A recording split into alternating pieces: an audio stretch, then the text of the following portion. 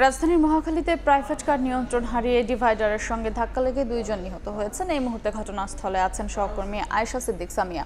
সরাসরি যাচ্ছি তার কাছে।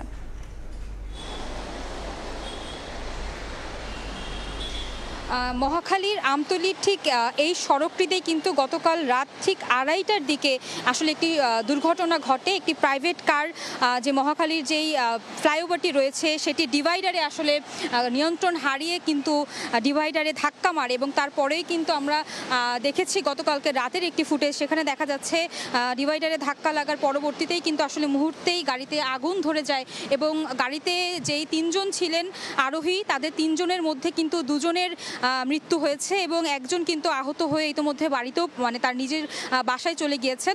গতকালকে রাতের এই ঘটনাতে আমরা জানতে পেরেছি আসলে বনানী থানার যিনি পরিদর্শক ছিলেন তিনি আমাদেরকে জানিয়েছেন গতকালকের এই ঘটনায় আসলে তারা ঘটনাস্থলে পৌঁছানোর পর গাড়ির আগুনে পুড়তে থাকে এবং পরবর্তীতে গাড়ির ভেতর থেকে 3 জনকে উদ্ধার করা হয়।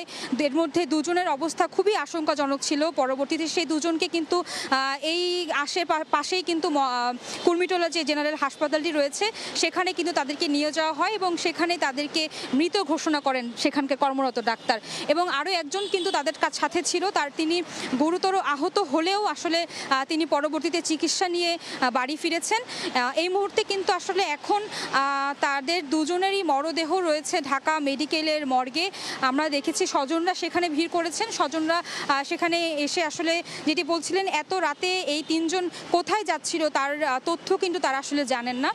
জানিয়ে রাখি তারা 3 জনই একটি প্রাইভেট কোম্পানিতে চাকরি করত এবং সেখানে চাকরি করার সুবাদে বিভিন্ন সময় তাদেরকে বাইরে থাকতে হয় বা কাজের জন্যই তারা বাইরে অবস্থান করেন। কিন্তু গত রাতে ঠিক কী কারণে তারা এই সড়কটিতে ছিলেন এবং কিভাবেই আসলে নিয়ন্ত্রণ হারিয়েছেন বা তাদের অবস্থাটা কী ছিল সেই ব্যাপারে কিন্তু পরিবারের সদস্যরা কোনো তথ্য বা আমাদেরকে কিন্তু দিতে পারেননি।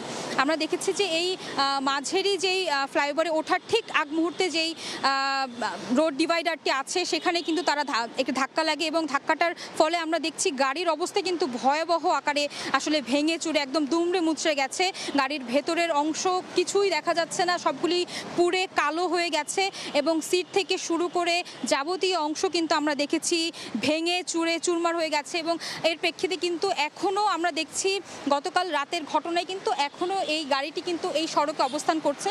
আমরা যেমনটি আপনাদেরকে দেখাচ্ছি এখনও এই গাড়িটি কিন্তু এই সড়ক থেকে সরানো হয়নি এবং স্থানীয় এই এলাকা থেকে যারাই আসলে এই রাস্তাটি অতিক্রম করছে সবাই কিন্তু আসলে গাড়িটি দেখে থমকে যাচ্ছে বলা চলে। তো এই ছিল এই মহাখালীতে যে দুর্ঘটনাটি ঘটেছে গতকাল রাতে তার সবশেষ তথ্য আমার কাছে। সরাসরি যুক্ত ছিলাম রাজধানীর মহাখালীতে।